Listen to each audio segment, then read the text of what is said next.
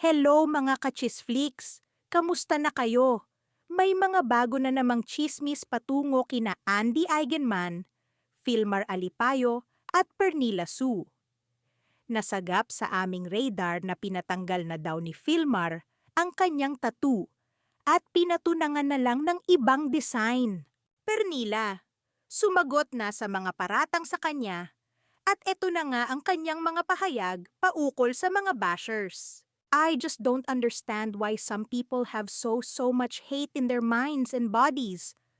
I hope that if you ever make a hurtful comment, you can still sleep peacefully at night and smile knowing you've caused someone pain.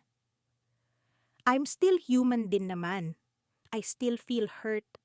And when it's too much, it cuts deep.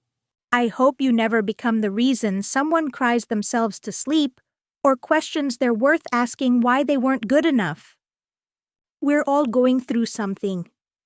Can we at least try to be kinder to one another? Naman! I mean no harm to others. If you will be kind to me, and I'll assure you that I'll be kinder to you, never judge someone without knowing the whole story. You may think you understand, but you don't. Ano sa tingin nyo mga ka-chisflix?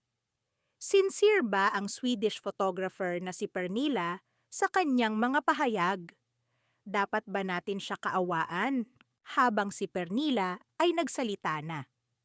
May mga nakakita naman kina Filmar at Andy na kumakain sa isang restaurant sa Siargao.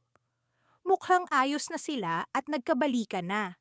Eto na kaya ang huling chismis natin kina Andy at Filmar? Abangan ang mga susunod na kabanata dito sa Chisflix. Subscribe para sa mga susunod na ulat at chismis. Chisflix sana!